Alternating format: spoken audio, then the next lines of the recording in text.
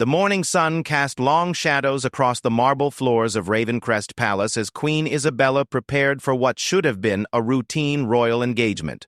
At 62, she had grown accustomed to the endless ceremonies and protocols that defined her life as the reigning monarch of the Kingdom of Eldoria.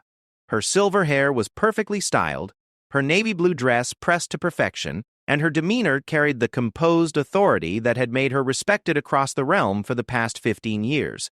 But today felt different. Today, Princess Elena, her 17-year-old granddaughter, would make her official debut at the annual Heritage Gala, marking her transition from a private royal upbringing to public royal duties. Elena was the daughter of Prince Alexander, Isabella's eldest son and heir to the throne, and the late Princess Sophia, who had tragically died in a diplomatic mission accident when Elena was just 7 years old. Princess Sophia had been beloved by the people of Eldoria. Her warmth, her genuine care for charitable causes, and her ability to connect with citizens from all walks of life had made her a beacon of hope for the monarchy's future. When she died, the entire kingdom mourned, and Queen Isabella had made the difficult decision to shield young Elena from public life until she came of age. The Heritage Gala was Eldoria's most prestigious annual event, bringing together nobility, diplomats, and distinguished citizens to celebrate the kingdom's rich history and cultural traditions. This year's theme honored the legacy of past queens, and Elena had specifically requested to wear something that would honor her mother's memory. Queen Isabella stood in her private study, reviewing the evening's guest list, when her personal secretary, Margaret, knocked softly on the ornate wooden door. "Your Majesty, Princess Elena is ready for the final fitting of her gown," Margaret announced, her voice carrying a hint of excitement that even her professional training couldn't quite suppress. Isabella nodded, setting down her papers. She had been looking forward to this moment for weeks. Elena had grown into a remarkable young woman, showing the same compassion and intelligence that had made her mother so special. The Queen had personally overseen every detail of Elena's debut, from her education in royal protocol to the selection of her gown. As they walked through the palace's grand corridors, Margaret briefed the Queen on the final preparations. The ballroom had been decorated with white roses and golden ribbons. The royal orchestra had rehearsed for weeks, and security had been thoroughly briefed on the evening's proceedings. When they reached Elena's chambers, Isabella paused before entering. Through the partially open door, she could hear Elena's gentle laughter mixed with the excited chatter of her ladies-in-waiting. The sound filled the Queen's heart with both joy and a bittersweet longing for her late daughter-in-law, who should have been here to witness this milestone. Inside the opulent room, Princess Elena stood before a full-length mirror, wearing an exquisite pale blue gown that seemed to shimmer like moonlight on water. The dress had been designed specifically for her, with delicate silver embroidery that traced elegant patterns across the bodice and flowed gracefully down the flowing skirt. Her dark hair, so similar to her mother's, was styled in soft waves that framed her face perfectly. But it was what adorned her head that took Isabella's breath away.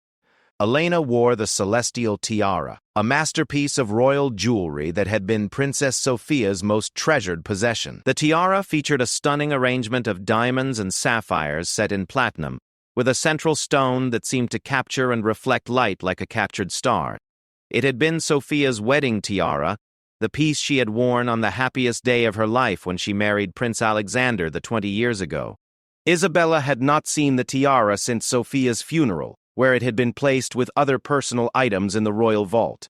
She had assumed it would remain there, preserved as a memorial to the beloved princess. Seeing it now, adorning Elena's head as she prepared for her debut, brought an unexpected rush of emotions that the Queen struggled to control. Elena turned as her grandmother entered, her face lighting up with a radiant smile that was heartbreakingly reminiscent of her mother's. "Grandmother, isn't it beautiful?" she said, gesturing to the tiara with obvious delight. "Father said Mother would have wanted me to wear it tonight, for my first official royal appearance." The room fell silent as Isabella stood frozen in the doorway, her composed facade beginning to crack.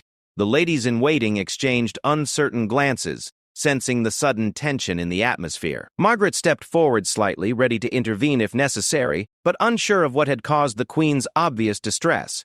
Prince Alexander emerged from an adjacent room, having been consulting with the royal photographer about the evening's official portraits. At 38, He possessed the tall, dignified bearing that marked him as future king, but his eyes still carried the shadow of grief that had never quite left him since losing his wife. When he saw his mother's expression, his face immediately clouded with concern. "Mother, is everything all right?" he asked, moving to stand beside Elena protectively. Isabella's carefully maintained composure finally shattered. The sight of the tiara, the memories it evoked, and the painful reminder of all that had been lost overwhelmed her. Her voice, when she finally spoke, trembled with barely contained emotion. "How dare you?" she whispered, her words cutting through the silence like a blade. "How dare you put that on her head without consulting me?" Elena's smile faded instantly, replaced by confusion and hurt. She had never seen her grandmother display such raw emotion, and she instinctively reached up to touch the tiara, as if to protect it. "I don't understand," Elena said softly. "Father said, your father had no right to make that decision," Isabella interrupted, her voice growing stronger and more authoritative. "That tiara represents something sacred, something that died with your mother. It should not be treated as a costume piece for a debut ball." The words hung in the air like an accusation, and Elena's eyes filled with tears. She had chosen to wear the European as a way to honor her mother's memory and feel connected to the woman she barely remembered. To hear it described as a costume piece felt like a physical blow. Prince Alexander stepped forward, his own emotions beginning to rise. "Mother, that's enough. Elena has every right to wear Sophia's tiara. She is Sophia's daughter, and tonight is important to her." Isabella turned on her son with fierce intensity. "You think you understand what that tiara means? You think you can simply decide to parade it around as if it's just another piece of royal jewelry? Sophia died wearing the memory of our wedding day, of the promises you made to each other, of the life you built together. That tiara was buried with her spirit, and it should have remained in the vault where it belongs." The Queen's outburst revealed depths of pain and grief that she had kept hidden for years. Her relationship with Princess Sophia had been complex, marked by both genuine affection and the inevitable tensions that arose between a reigning monarch and the woman who would one day replace her as the heart of the royal family. Elena, tears now streaming down her face, began to reach for the tiara's clasp. "I'll take it off," she said in a voice barely above a whisper. "I just wanted to feel close to her tonight." The innocent words struck Isabella like a physical blow, and for a moment, her anger wavered. She saw in Elena's tear-stained face the same gentle spirit that had made Sophia so beloved, and the realization of what she had done began to sink in. But the damage was already done. The room that had been filled with excitement and anticipation just moments before now felt heavy with tension and unresolved grief. The ladies-in-waiting stood awkwardly, unsure whether to stay or leave, while Margaret discreetly signaled for the photographer to delay the portrait session. As Elena's trembling fingers worked at the tiara's clasp, the weight of the moment settled over everyone present. This was supposed to be a celebration of the future, a moment of joy and pride as the next generation of royalty stepped into the spotlight. Instead, it had become a painful reminder of loss and the complex emotions that lay beneath the polished surface of royal life. The celestial tiara, with all its beauty and symbolic power, had become the catalyst for a confrontation that would change the dynamics of the royal family forever. As Elena finally freed the precious ornament from her hair, the diamonds caught the light one last time before she placed it carefully on her dressing table, where it lay like a fallen star, beautiful but untouchable. Queen Isabella watched this scene unfold with growing horror at her own actions, but pride and grief held her tongue prisoner. She had spent decades learning to control her emotions for the good of the crown, but tonight, faced with the ghost of her beloved daughter-in-law and the innocent hope of her granddaughter, all her carefully constructed walls had crumbled. The silence that followed was deafening, broken only by Elena's quiet sobs and the distant sound of orchestra rehearsals from the ballroom below, where hundreds of guests would soon gather to celebrate what was supposed to be the most important night of the young princess's life. The tension in Princess Elena's chambers was suffocating. After the tiara had been removed and placed on the dressing table, an uncomfortable silence settled over the room like a heavy blanket. Elena sat on the edge of her ornate bed, her beautiful gown spread around her like a pool of moonlight, while tears continued to streak down her carefully applied makeup. Her ladies-in-waiting had quietly excused themselves, sensing that this was a family matter that required privacy. Queen Isabella stood rigid near the window, her back turned to her son and granddaughter, staring out at the palace gardens where guests were already beginning to arrive for the evening's gala. The weight of her outburst pressed down on her shoulders like a physical burden. She had spent her entire reign maintaining perfect composure, never allowing personal feelings to interfere with royal duty. Yet in one moment of overwhelming emotion, she had shattered that carefully constructed image. Prince Alexander moved closer to his daughter, placing a gentle hand on her shoulder. "Elena, darling, don't let this ruin your special night," he said softly, his voice carrying the same pain that had shadowed him since his wife's death. "Your mother would want you to be happy tonight, regardless of what jewelry you wear." Elena looked up at her father with red-rimmed eyes. "But I wanted to honor her memory." "I thought wearing the tiara would make her feel present somehow, like she was watching over me during my debut." Her voice broke slightly on the last words, revealing the depth of her longing for the mother she had lost so young. Isabella finally turned from the window, her face etched with internal conflict. The sight of her granddaughter's genuine distress pierced through her anger like a sword through armor. For the first time since entering the room, she truly looked at Elena, not as a reminder of loss, but as the young woman she had helped raise and shape over the past 10 years. "Elena, Isabella," began, her voice softer but still strained, "you must understand that some things carry too much history, too much pain to be worn casually. That tiara represents not just your mother's memory, but the promises and dreams that died with her." "Mother, that's enough," Alexander interrupted, his patience finally wearing thin. "Sophia has been gone for 10 years. 10 years during which you've barely spoken her name, barely acknowledged her existence except in the most formal memorial services. Elena has every right to wear her mother's tiara, and frankly, I think Sophia would have been honored to see her daughter wearing it on such an important occasion." Isabella's eyes flashed with renewed anger. "Don't presume to tell me what Sophia would have wanted. You think because you were married to her you understood her better than anyone? She confided in me about her fears, her insecurities about living up to the expectations of being future queen. She worried constantly about whether she was worthy of wearing the crown jewels, whether she deserved the love and respect of the people." The revelation hung in the air like a bombshell. Elena had never heard these intimate details about her mother's inner struggles, and it painted a picture of Princess Sophia that was far more human and vulnerable than the perfect image that had been presented to her throughout her childhood. "She was terrified the night before your wedding," Isabella continued, her voice taking on a distant quality as she lost herself in memories. "She came to my private chambers at midnight, still in her hair curlers and face cream, asking if she could ever be the queen that Eldoria needed. She said she felt like a fraud wearing the celestial tiara, like she was playing dress-up in someone else's life." Alexander's anger began to soften, replaced by curiosity about this side of his wife he had never fully known. "She never told me she felt that way. She always seemed so confident, so natural in her royal role. Because she loved you too much to burden you with her doubts," Isabella replied, finally moving away from the window to sit in an elegant chair near Elena's bed. She spent hours practicing her speeches, rehearsing her public appearances, studying the history of every piece of jewelry she wore so she could honor its legacy properly. The celestial tiara wasn't just an accessory to her.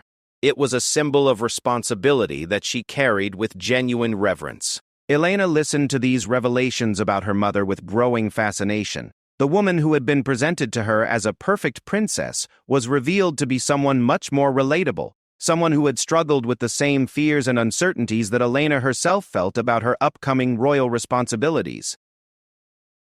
"I didn't know she felt that way," Elena said quietly.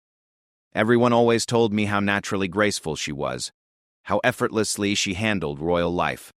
I've been so worried that I could never measure up to her example." Isabella's expression softened further as she looked at her granddaughter with new understanding. "Perhaps that's part of the problem.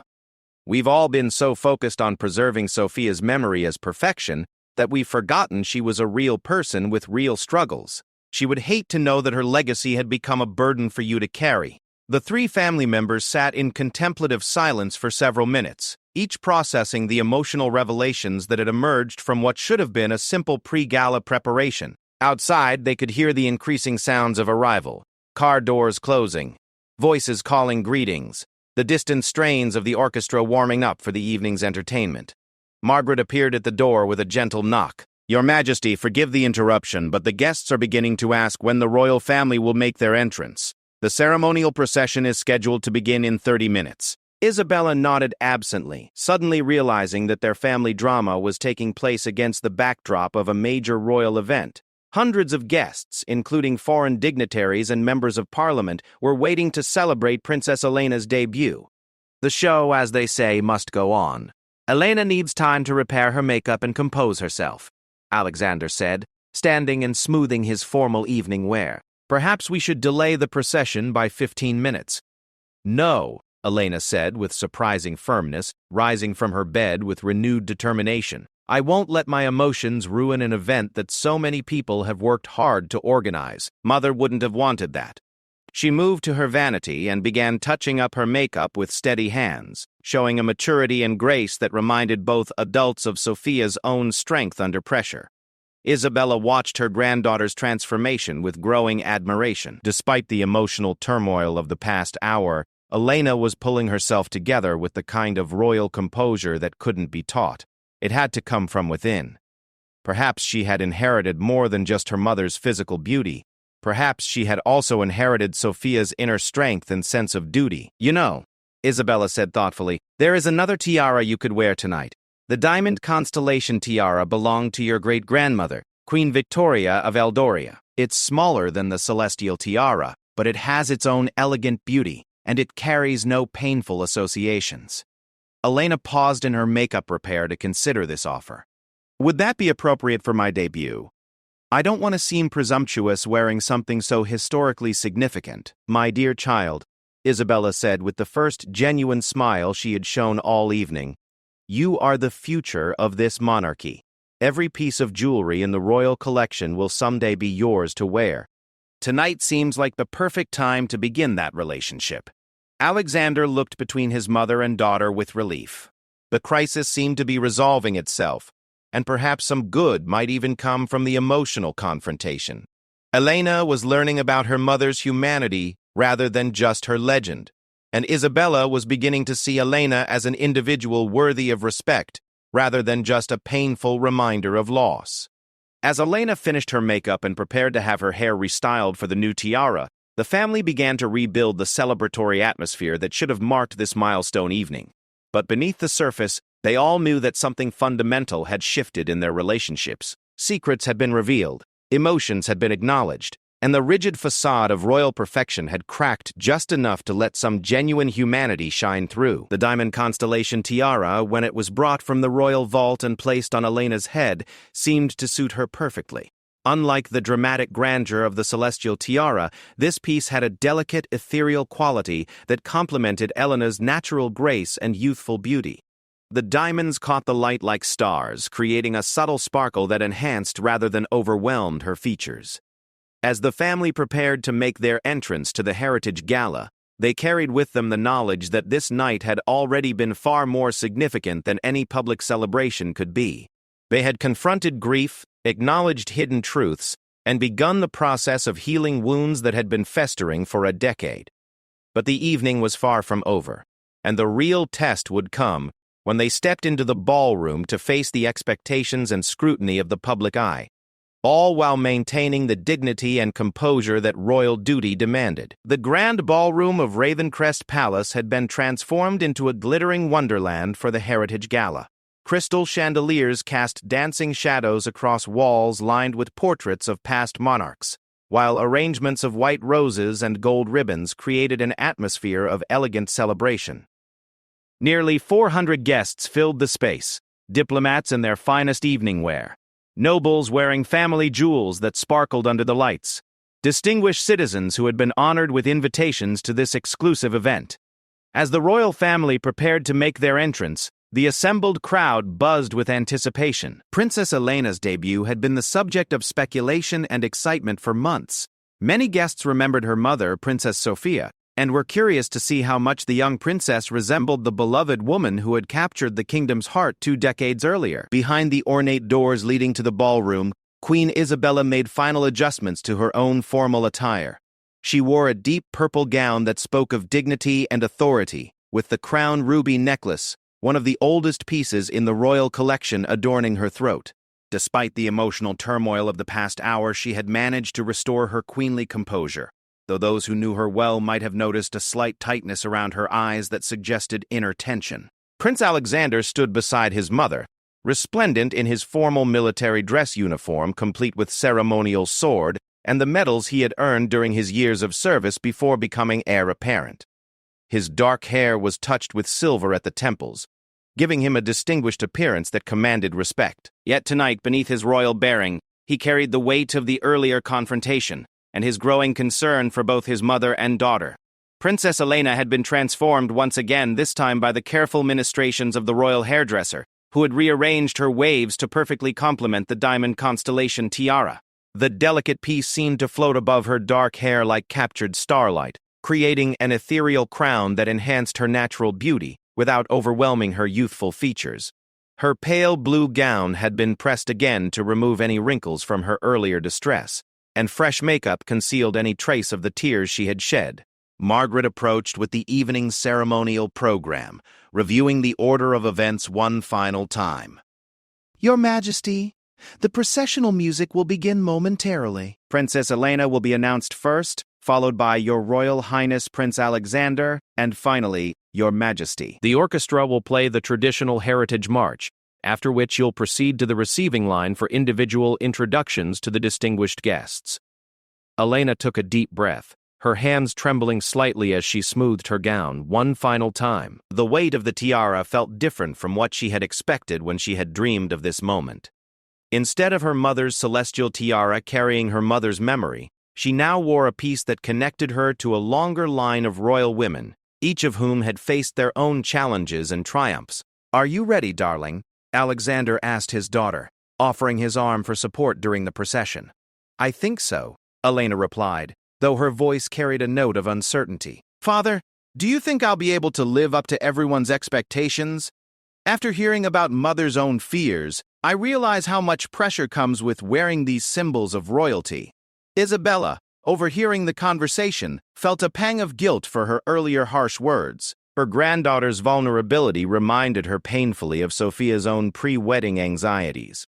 "Elena," she said, moving closer to the young princess, "the secret that your mother learned and that you must learn as well is that nobody expects you to be perfect. They expect you to be genuine, to care about the people and the traditions you represent, and to grow into your role with grace and humility. Tonight is just the beginning of that journey." The orchestra's opening notes drifted through the closed doors, signaling that the moment had arrived. Elena squared her shoulders, channeling the inner strength she had inherited from both sides of her royal lineage. As the doors opened and her name was announced, she stepped forward into the golden light of the ballroom, where hundreds of faces turned toward her with expressions of curiosity, admiration, and hope. "Her Royal Highness, Princess Elena of Eldoria." The announcement rang through the ballroom like a bell, and Elena began her solitary walk down the red carpet that led to the throne dais. Every step was measured and graceful, her training in royal deportment evident in the way she held her head high while maintaining a warm, approachable expression. The diamond constellation tiara caught the light with every movement, creating a subtle display that drew gasps of admiration from the assembled guests. As she walked, Elena could see familiar faces among the crowd, her tutors, family friends, servants who had helped raise her, all beaming with pride at her transformation from sheltered princess to young woman ready to assume her royal duties. But she also saw strangers, foreign dignitaries, and citizens she had never met, all watching her with the kind of intense scrutiny that would become a permanent part of her life. Halfway through her processional, Elena's eyes found those of Lady Catherine Whitmore, her mother's former lady-in-waiting, who had become something of a surrogate aunt after Sophia's death.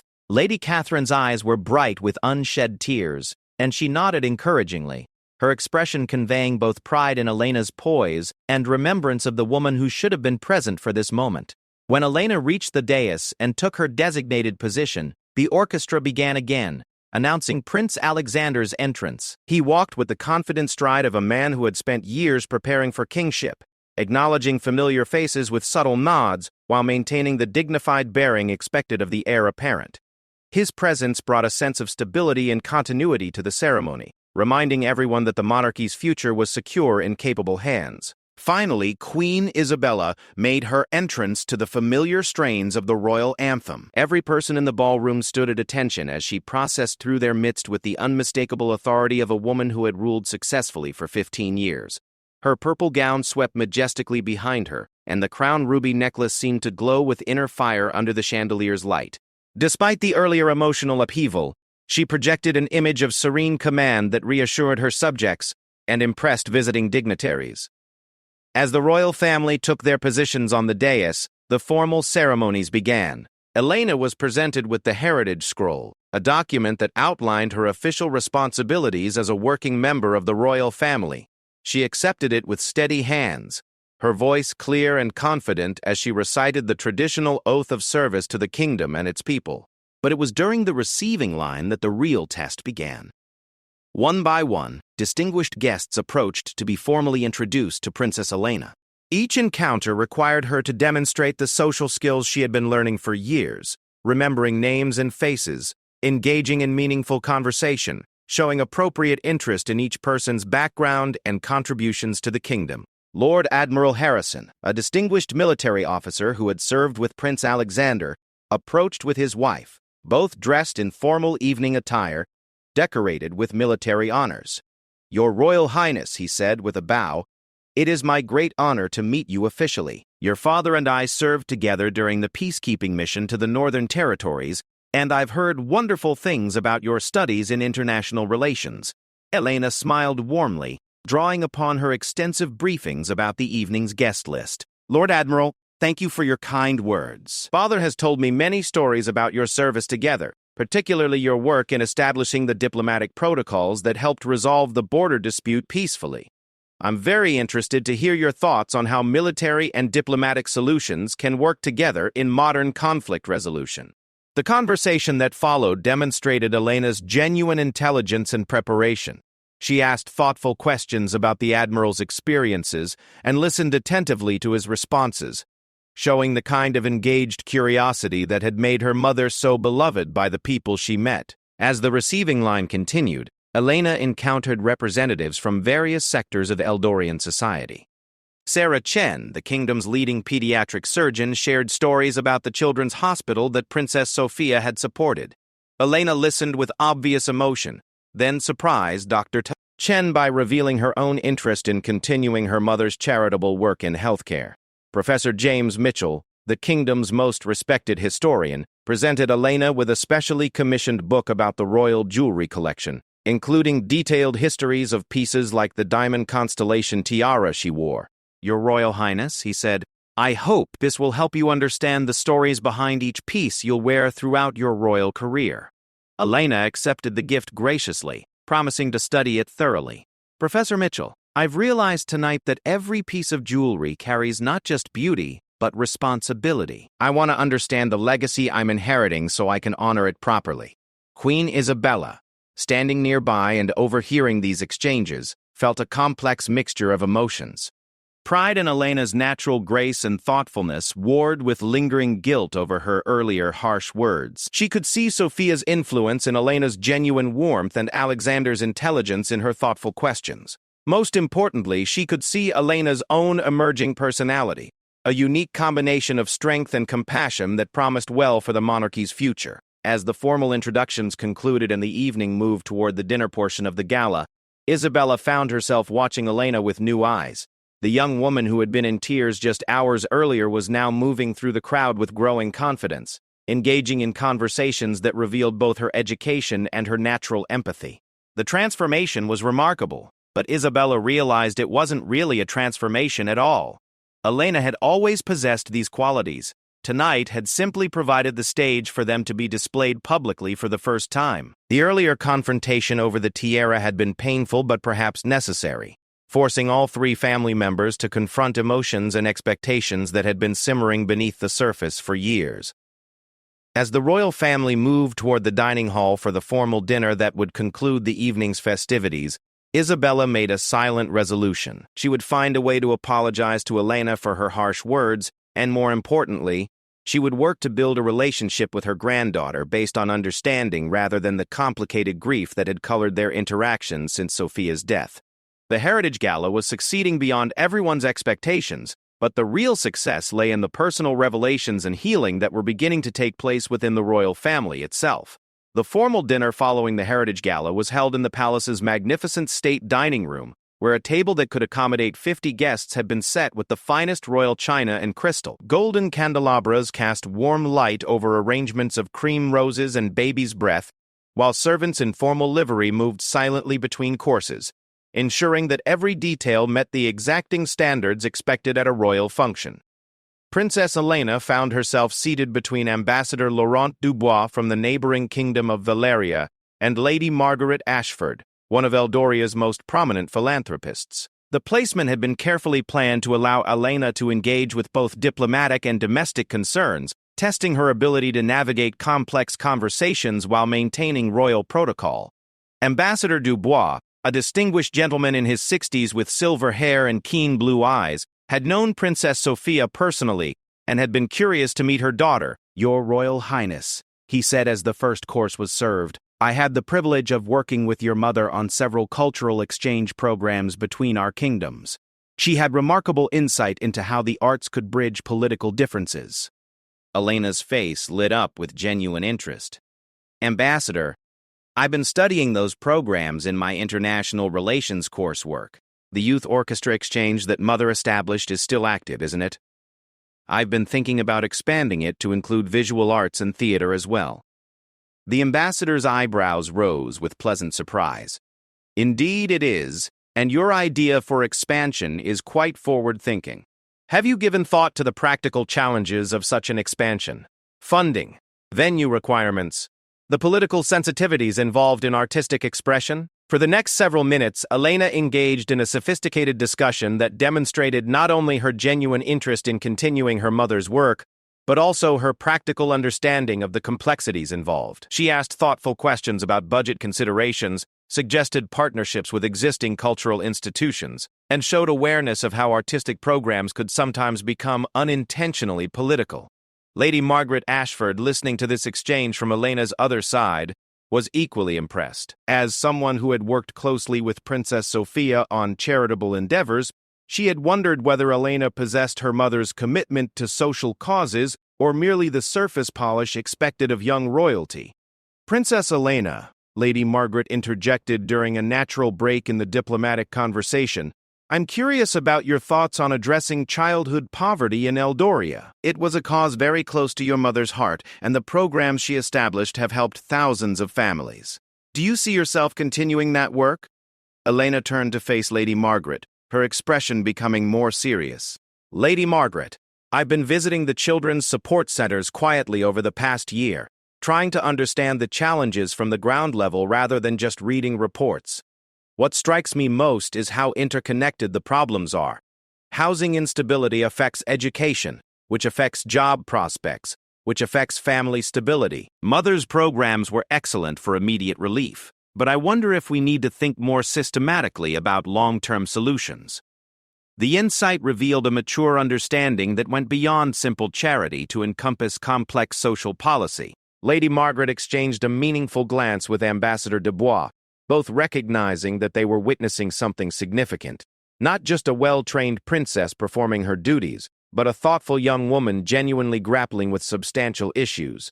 From across the table, Queen Isabella observed these interactions with growing amazement. She had been so focused on her own grief and the painful reminders Elena represented that she had failed to truly see her granddaughter's development. The young woman, engaging in sophisticated political and social discussions, bore little resemblance to the uncertain teenager who had been in tears just hours earlier. Prince Alexander, seated further down the table in conversation with the Prime Minister and several foreign dignitaries, occasionally glanced toward his daughter with obvious pride. He could see in Elena the same combination of intelligence and compassion that had made him fall in love with Sophia, but filtered through Elena's own unique perspective, and enhanced by the excellent education she had received. As the dinner progressed through multiple courses, Elena navigated each new conversational challenge with increasing confidence. When the discussion turned to environmental policy, she demonstrated knowledge of sustainable agriculture practices she had studied during visits to rural estates.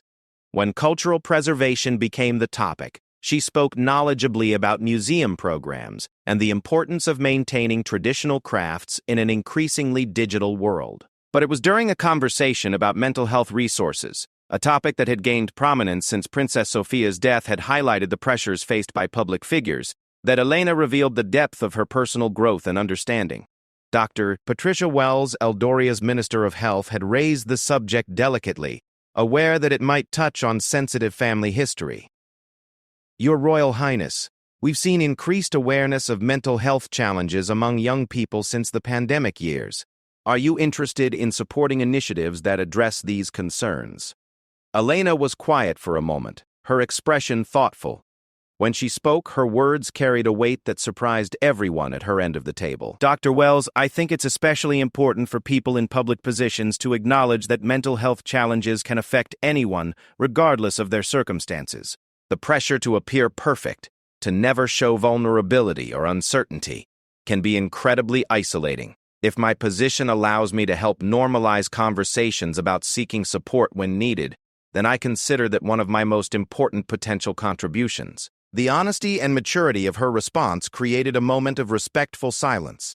Everyone present understood that Elena was speaking not just as a public figure addressing a policy issue, but as someone who had personally navigated the challenges of growing up in the public eye while dealing with profound loss. Lady Catherine Whitmore, seated several chairs away but within hearing distance, felt tears prick her eyes.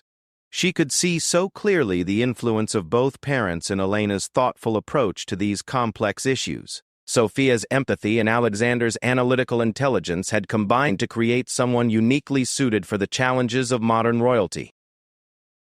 As the formal dinner concluded and guests began to move toward the ballroom for dancing and continued socializing, Queen Isabella made a decision that had been building throughout the evening. She approached Elena, who was saying farewell to Ambassador Dubois, and waited for a private moment.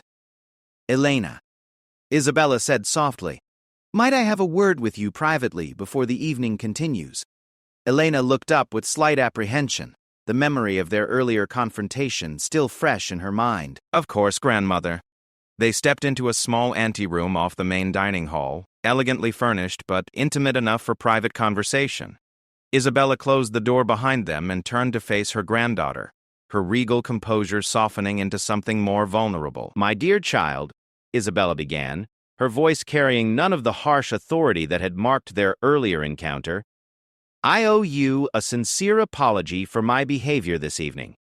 My reaction to seeing you in your mother's tiara was inexcusable, regardless of my personal feelings about the piece.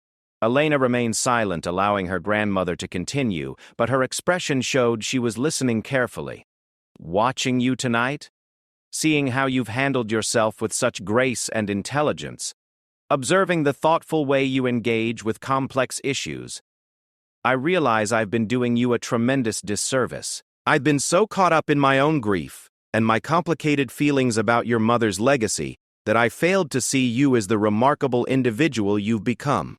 Isabella paused, gathering her thoughts and courage for what she needed to say next. Your mother would be incredibly proud of the woman you're becoming, not because you resemble her, though you do in the best ways, but because you're developing your own unique approach to royal responsibility. You're not trying to be Sophia. You're becoming Elena, and that's exactly what this kingdom needs. The words hung in the air between them, carrying the weight of years of misunderstanding and the promise of a new beginning. Elena felt tears threatening again, but this time they were tears of relief rather than hurt. Grandmother, Elena said softly, I understand why seeing me in Mother's tiara was painful for you. I should have considered that before making the decision to wear it. I suppose I was so focused on trying to feel connected to her that I didn't think about how it might affect others who loved her. Isabella stepped closer to her granddaughter, reaching out to gently touch Elena's cheek.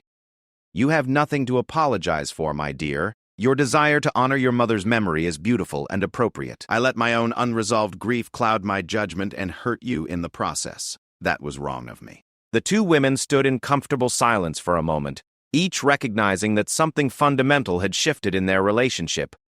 The barriers built by years of complicated grief and misunderstanding were beginning to crumble, replaced by mutual respect and genuine affection. "There's something I want you to have," Isabella said, reaching into her evening bag to withdraw a small velvet jewelry box. "This belonged to your mother, but it's something I think you can wear without carrying the weight of painful associations." Elena opened the box to reveal a delicate gold bracelet set with small diamonds and sapphires. It was elegant but understated, the kind of piece that could be worn regularly rather than saved for only the most formal occasions.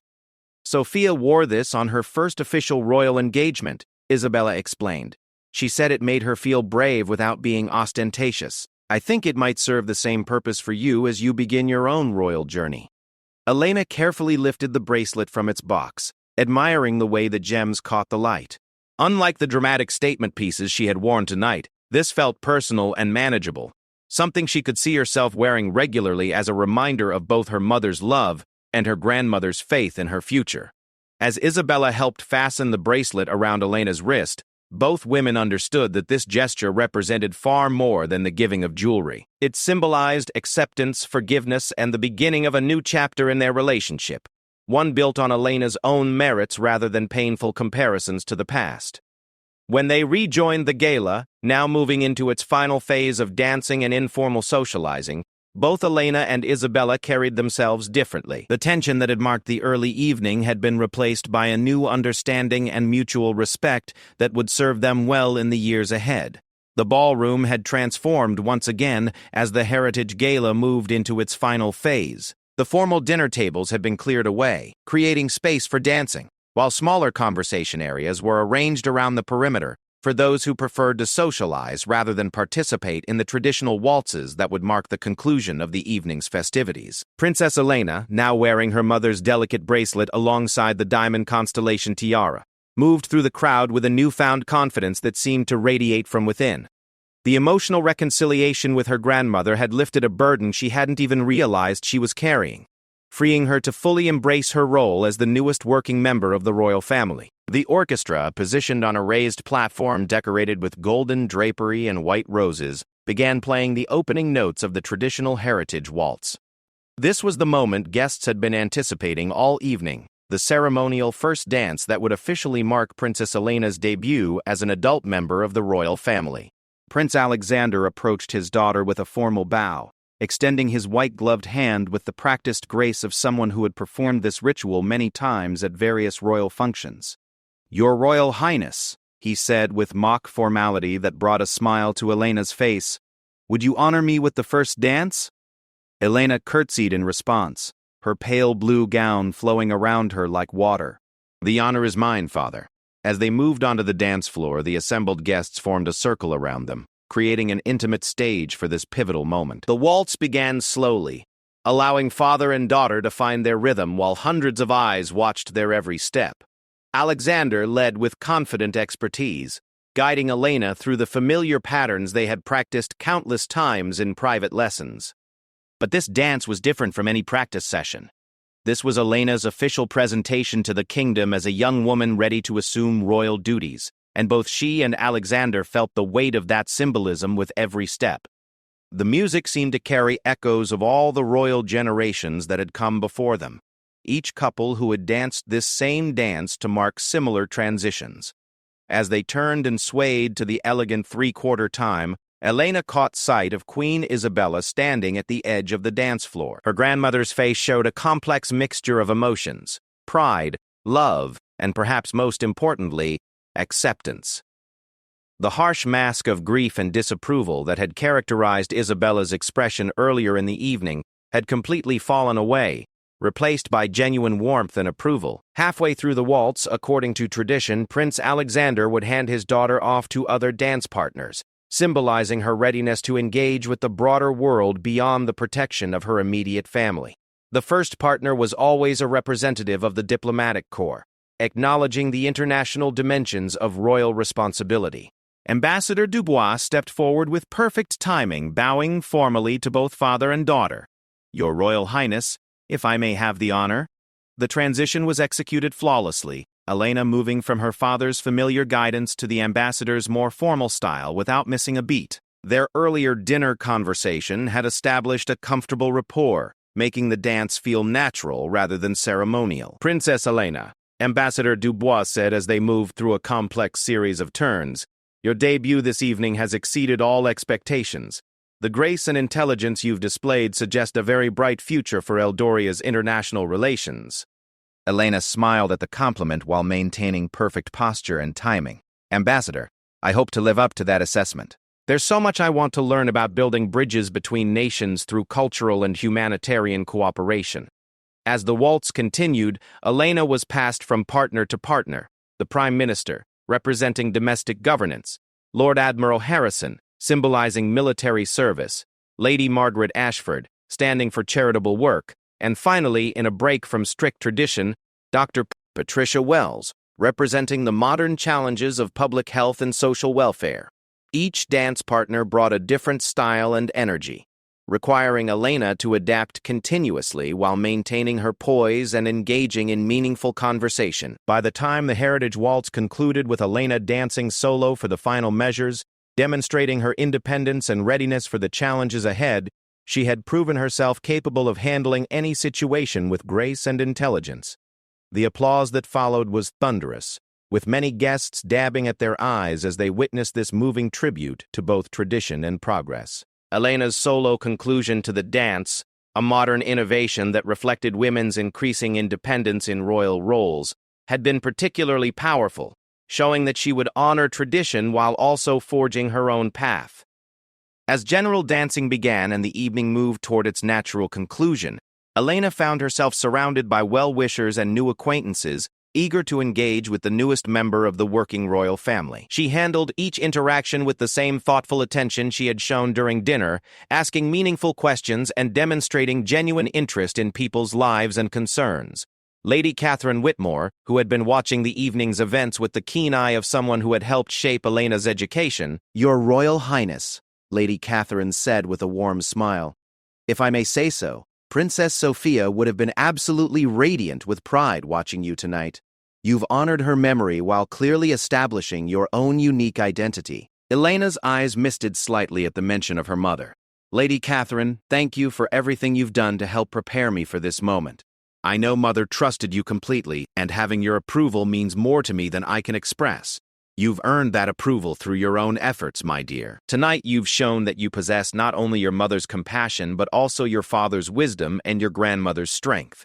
That's a powerful combination for facing the challenges ahead." As the evening wound down and guests began to take their leave, the royal family gathered on the grand staircase for the traditional farewell photographs. Elena stood between her father and grandmother, the diamond constellation tiara, catching the light one final time as the royal photographer captured images that would become part of the official record of this historic night. But the most significant photograph was one that wouldn't appear in any official collection. A candid moment captured by Lady Catherine's personal camera, showing Queen Isabella adjusting Elena's bracelet with obvious affection while Aelin smiled with genuine happiness. It was an image that perfectly encapsulated the healing that had taken place between them. Later that night, as the palace settled into quiet and the last of the staff finished clearing the ballroom, the three family members found themselves in Queen Isabella's private sitting room, sharing tea and reflecting on the evening's events. "I think that went rather well," Prince Alexander said with characteristic understatement, loosening his formal collar and settling into one of the comfortable chairs near the fireplace. Elena, who had changed from her formal gown into a simple dress but still wore the diamond constellation tiara and her mother's bracelet, curled up in the chair that had always been her favorite during childhood visits to her grandmother's chambers. "I was terrified at the beginning," she admitted, "especially after our discussion earlier. But once I started talking to people, once I realized they were genuinely interested in hearing my thoughts rather than just making polite conversation, it became enjoyable rather than intimidating." Queen Isabella, who had also changed into more comfortable attire but still projected an air of regal authority, poured tea with steady hands. "You exceeded every expectation tonight, my dear. The way you handled complex conversations about policy and social issues showed a depth of preparation and natural intelligence that impressed everyone present. More importantly, Alexander added, you were authentically yourself. You didn't try to imitate your mother or follow some predetermined script. You engaged with people as Elena, and that authenticity is what made such a powerful impression. The conversation that followed was unlike any the three had shared before. Instead of the formal exchanges that typically characterized their interactions, they spoke openly about the evening's events, Elena's future responsibilities, and the complex emotions that had been stirred up by the debut ceremony. Grandmother, Elena said at one point, I want you to know that I understand why seeing me in Mother's tiara was difficult. I don't want to cause you pain by pursuing connections to her memory. Isabella set down her teacup and looked directly at her granddaughter. Elena, I've realized tonight that my pain wasn't really about you wearing the tiara. It was about my own inability to let go of grief and allow your mother's memory to live on in positive ways through your achievements. You have every right to honor her legacy, and I want to help you do that thoughtfully and appropriately. What if, Alexander suggested quietly, we established new traditions rather than trying to recreate old ones? Elena could honor her mother's memory by building on her charitable work and international initiatives, but in ways that reflect Elena's own interests and talents. The idea sparked immediate interest from both women. Elena's eyes lit up as she began to envision possibilities. I've been thinking about that youth arts exchange program Ambassador Dubois and I discussed. What if we expanded it not just to include more art forms, but also to incorporate community service components? Young people could engage in cultural exchange while also working together on humanitarian projects. Isabella nodded approvingly. That would honor your mother's love of cultural diplomacy while addressing your own interest in systematic approaches to social problems. It's exactly the kind of innovative thinking the monarchy needs. As the clock in the sitting room chimed midnight, marking the official end of Princess Elena's debut day, the three family members sat in comfortable silence, each reflecting on how much had changed in just a few hours. The evening had begun with tension and unresolved grief, but it was ending with new understanding, renewed family bonds, and exciting possibilities for the future. Elena reached up to carefully remove the diamond constellation tiara, holding it gently as she examined its intricate design. This piece has its own beauty and dignity, she said thoughtfully. I think I'm ready to create my own relationship with it rather than constantly comparing it to other pieces. Isabella smiled at her granddaughter's wisdom. That, my dear Elena, might be the most mature insight anyone has shared this evening, and that's saying something, given the sophisticated conversations you've had all night. As they prepared to retire for the evening, each carrying away memories of a night that had transformed their relationships and set new directions for the future, all three knew that the Heritage Gala had indeed lived up to its name. They had honored the past while embracing the future, healed old wounds while creating new possibilities, and most importantly, rediscovered the love and respect that had always existed beneath the complicated layers of royal duty and personal grief. Princess Elena's debut had been a complete success, but more than that, it had marked the beginning of a new chapter for the entire royal family. One built on understanding, authenticity, and the kind of genuine affection that would sustain them through whatever challenges lay ahead.